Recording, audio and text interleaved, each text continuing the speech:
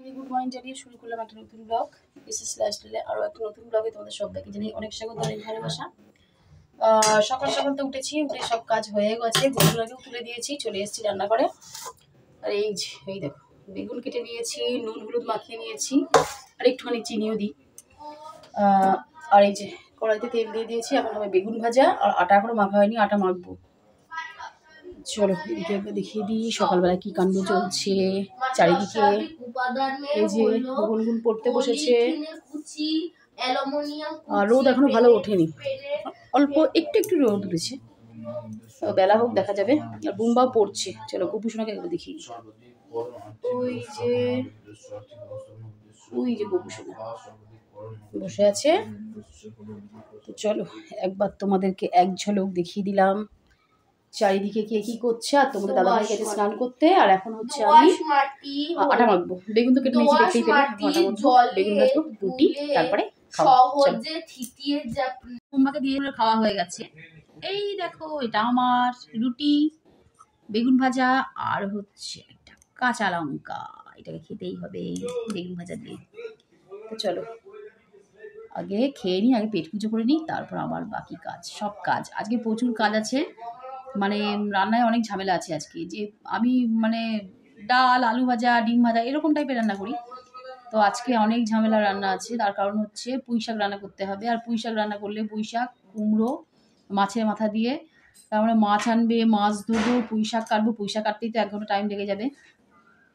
আর তারপরে আনাজপাতি কেটে গুছিয়ে রান্না করে, বাবা প্রচুর চাপ। তো চলো তার জন্যই আর কি বলছি, আগে খেয়ে নিই, আগে পেট পুজো করে নিই, তারপরে হবে রান্না।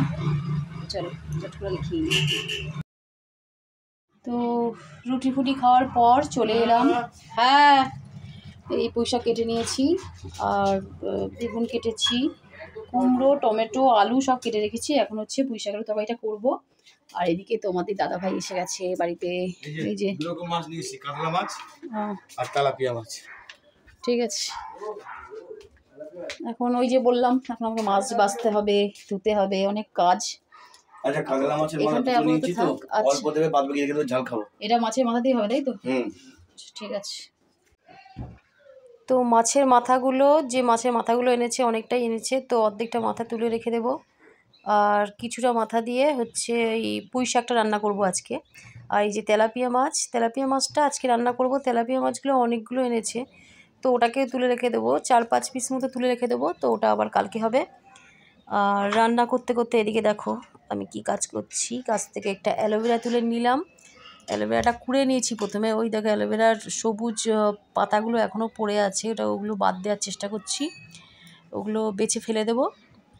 অ্যালোভেরাটা চামচ দিয়ে কুড়ে নিয়েছিলাম, ওর জন্য একটু একটু পাতাও, সবুজ অংশটাও পড়ে গেছে, তো সেগুলো ফেলে দেবো। আর এই যে গোলাপ জল আছে, আর এই যে ছোট্ট একটা শিলনোড়া দেখছো, এইটার মধ্যে আমি কাঁচা হলুদ, পুরো একদম গাছের আর কি, যে হলুদ গাছ ছিল হলুদ গাছটাকে তুলে ফেলেছি, একটুখানি হলুদ হয়েছিল, তো সেটাই বেটে নিয়েছি, একদম অরিজিনাল হলুদ দিয়ে অ্যালোভেরা দিয়ে ওটাকে মুখে মাখার এটা তৈরি করবো। আর এই দেখো মাছের ঝোল করছে, এখনই নামিয়ে দেবো, হয়েই গেছে। আর এই যে ভাত তো আগে হয়ে গেছে। আর তারপর হচ্ছে এটা তো সবার আগে করে নিয়েছিলাম পুঁই শাকটা, এই যে তোমাদেরকে দেখিয়ে দিলাম। আর এদিকে হচ্ছে ওই মুখে মাখার এটাও তৈরি করে নেব, কাজ হয়ে গেলে তারপরে ওটা মুখে মাখবো, গোপালের ভোগ টোগ দিয়ে নেব তারপরে। তো এই যে গোপালের ভোগের মধ্যে আছে হচ্ছে একটা শাকের তরকারি, বড়া ভাজা আর ডাল, তো দিয়ে দিল, গুনগুন দিয়ে দিল।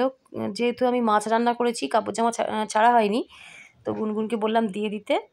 আর খাওয়া দাওয়া সমস্ত হয়ে গেছে।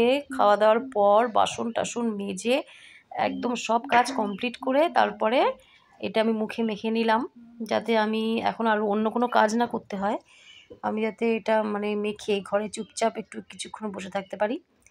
আর তারপরে হচ্ছে সন্ধেবেলা হচ্ছে এবারও রান্নার জোগাড় করে নেব। রান্নাঘরটা বড্ড অন্ধকার লাগছে বন্ধুরা, দেখতে পাচ্ছ তোমরা? আজকে বাড়ির সব কাজই প্রায় গুনগুনি করেছে। দেখো সকালবেলা খেতে দিয়েছে গোপালকে, আবার সন্ধেবেলাতেও গোপালকে সন্ধে দিচ্ছে, আবার রাত্রিবেলা শোয়াবেও গুনগুন। তো চলো ভিডিওটা এইটুকুই, ভালো লাগলে লাইক করে পাশে থেকে